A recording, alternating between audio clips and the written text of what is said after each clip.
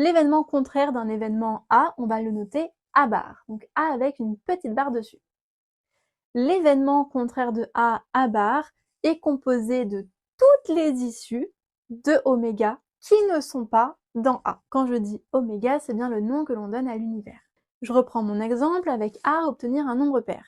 Eh bien, A bar sera de ne pas obtenir un nombre pair, autrement dit d'obtenir un nombre impair. Quelque chose d'essentiel, une probabilité est forcément comprise entre 0 et 1. Effectivement, au minimum, il n'y a aucune issue qui répond à notre événement. On appelle cet événement d'ailleurs un événement impossible. Et donc à ce moment-là, il y a 0 chance d'obtenir cet événement, et donc la probabilité de l'événement est 0. La probabilité maximum, c'est quand toutes les issues de oméga vérifient notre événement.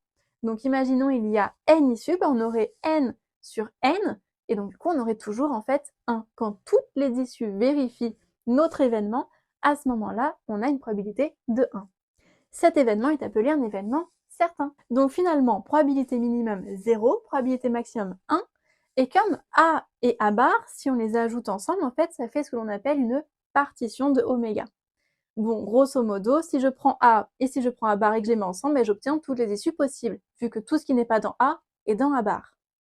Ce qui signifie que si je fais P de A plus P de A bar, je dois obtenir un tout entier. Donc P de A bar va être égal à 1 moins P de A.